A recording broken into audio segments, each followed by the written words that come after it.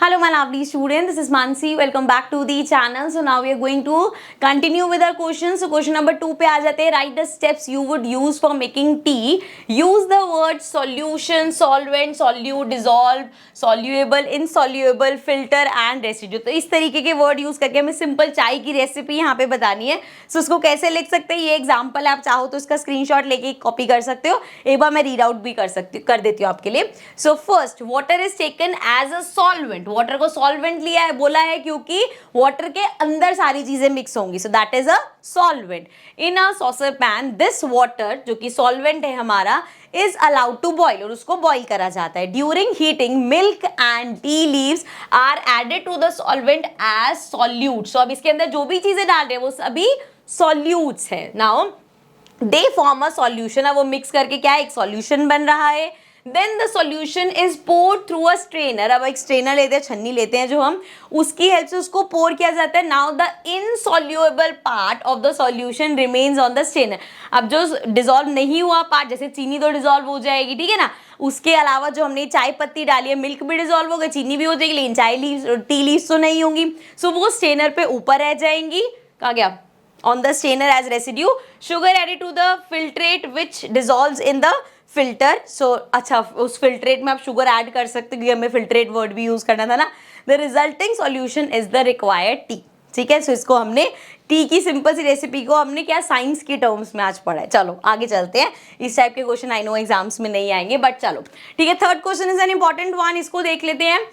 Pragya tested the solubility of 3 different substances at different temperatures and collected the data as below.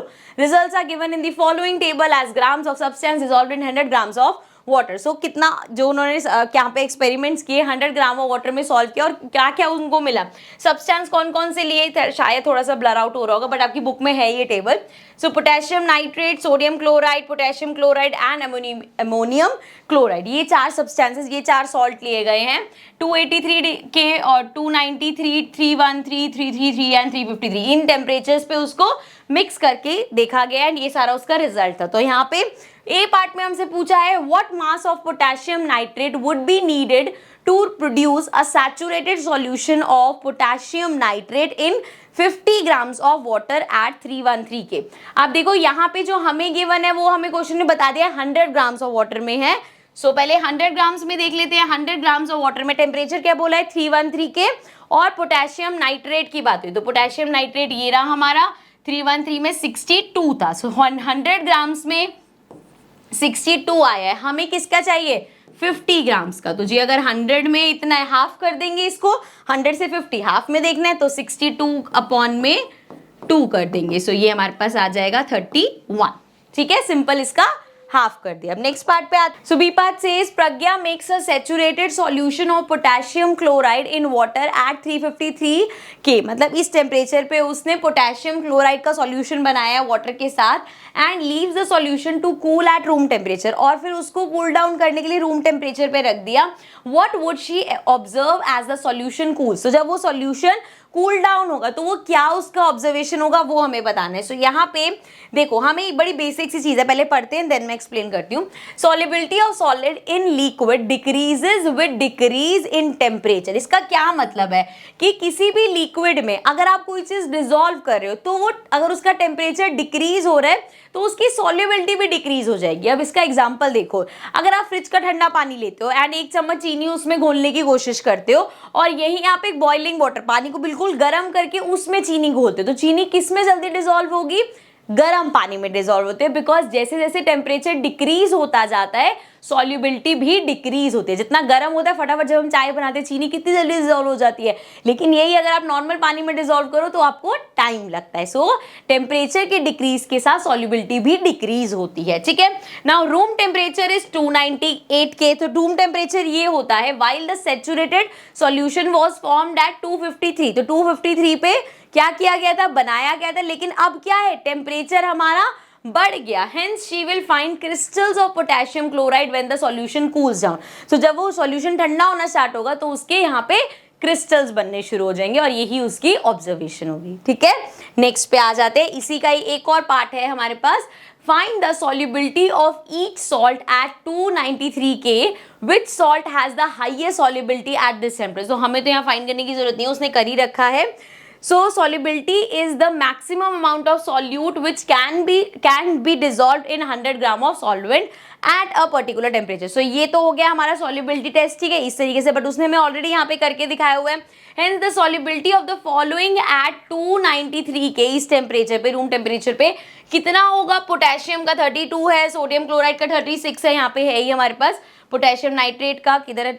293 कहाँ गया? ये रहा, 32 है, इसका 36 है, इसका 35 है एंड 37 यहाँ लिखा नहीं है, 37 है। सो हमें दिख रहा है सबसे ज्यादा किस में है? 37 है। सो इसको अगेन मैं ऊपर कर देती हूँ।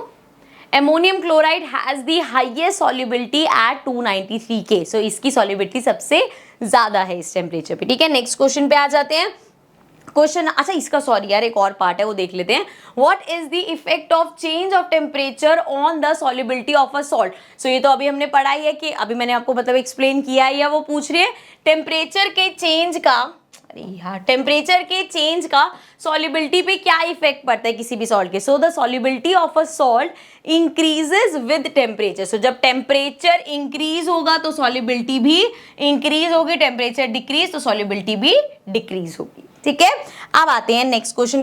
Question number 4 says explain the following giving example. So यहाँ पे हमें इनको एक्सप्लेन करना है। पहला है सैचुरेटेड सॉल्यूशन। एक सैचुरेटेड सॉल्यूशन क्या होता है? जब एक सॉल्यूशन उस लिमिट तक पहुंच जाता है कि आगे अब उसमें आप चीजें मिक्स नहीं कर सकते, तो वो एक सैचुरेटेड सॉल्यूशन होता है। A solution in which no more solute can be dissolved without raising the temperature is called saturated solution. For example 36 कर लेते, 396 तो बहुत ज्यादा लिख दिया। 36 gram of salt in 100 gram of water. So इतना सॉल्ट अगर आपने इस पानी में डाल दिया तो वो अपनी सैचुरेशन की लिमिट पहुंच जाएगा। हाँ, आप पानी को बॉईल करके और डालोगे, that is a different thing, लेकिन टेम्परेचर चेंज करे बिना 100 ग्राम पानी में आप इससे ज्यादा डाल के डिसॉल्व नहीं कर सकते, इससे ज्यादा सॉल्ट उसमें डिसॉल्व नहीं होगा। तो ये हमारा सैचुरेटेड सॉल्यूशन की स्टेट पे पहुंच गया। नेक्स्ट है हमारे पास प्योर सब्सटेंस। प्योर सब्सटेंस क्या होता है? The substances that are made up of only one type of particles are called pure substance. जो सिर्फ एक टाइप के पार्टिकल से बने हैं वो हमारे प्योर सब्सटेंस होते हैं, जिसमें कंपाउंड एलिमेंट कंपाउंड्स होते हैं। सो यहाँ पे जिन कोई कंफ्यूजन रहती है कि मैम जब हम वाटर की बात करते हैं तो H2O है, हाइड्रोजन भी है, ऑक्सीजन भी है, तो ये प्योर कैसे होगा? तो ये मैंने एक्सप्लेन किया था जब हमने एलिमेंट्स और कंपाउंड पढ़ा था, और स्पेशली जब हमने कंपाउंड और मिक्सचर के डिफरेंसेस देखे थे। सो ये एक कंपाउंड है, ये प्योर सब्सटेंस। ठीक है, so this is water, oxygen, salt, ये इसके एग्जांपल हो गए। Okay, now what is colloid. Colloid क्या होता है? Colloid is a heterogeneous mixture. एक हेट्रोजीनियस मिक्सचर होता है whose particles are not as small as solution but they are so small that cannot be seen by naked eye. So उसके जो particles होते हैं, solution जितने छोटे नहीं होते particles, लेकिन हमारी मतलब इतने छोटे होते हैं कि naked eye से नहीं दिखते, जैसे मिल्क होता है एग्जाम्पल के लिए। सो कहा गया आगे क्या है? When a beam of light is, अब ये तो हमने टिंडल इफेक्ट किया था जब उसमें से हमने लाइट पास करी थी, तो आपको याद ही रहेगा। When a beam of light is passed through a colloid then the path of light becomes visible. For example, अब इसके ये तो टिंडल इफेक्ट वाला हो गया। अब एग्जाम्पल देख लो, मिल्क हो सकता है, स्मोक हो सकता है, एक्सेट्रा। ठीक है, ये सारे हमारे कोलॉइड में आते हैं। नेक्स्ट आ जाते हैं, नेक्स्ट डी पार्ट हमारा लास्ट, सस्पेंशन क्या होता है? It is a heterogeneous mixture of small particles of solid in liquid. जैसे कि चॉक का हमने एग्जांपल देखा था, पानी में अगर आप चॉक मिक्स करते हो तो वो स्मॉल पार्टिकल्स उसमें जो होते हैं वो हमारे उन पार्टिकल्स लेकिन आपको नेकेड आई से दिखते हैं। So these particles do not dissolve in the liquid and visible by naked eye. So ये जो है वो वाटर में डिसॉल्व नहीं होते एंड हमें विजिबल रहते हैं। For example again chalk water का मिक्सचर। ठीक है, आगे क्वेश्चन पे आते हैं। क्वेश्चन नंबर 5 है हमारे पास, classify each of the following as a homogeneous और हेट्रोजीनियस मिक्सचर। सो हमें बताना है इनमें से कौन से होमोजीनियस है, कौन से हेट्रोजीनियस। देखो सोडा वाटर, जब आप सोडा वाटर देखते हो तो क्या आपको उसमें कुछ अलग अलग दिखता है? हमें एक ही पूरा ऐसा लगता है ना, बिल्कुल कूल डाउन हो जाए बस उसमें, जैसे वो जो बबल्स आ रहे थे तो हम गैस कर पाते हैं कि ये सोडा है, बट उसके सारी अगर गैस निकल जाए तो सोडा वाटर कैसे प्लेन वाटर की तरह लगता है। सो ये हमारा होमोजीनियस मिक्सचर है। ठीक है, HO लिख देती हूँ मैं इसके लिए।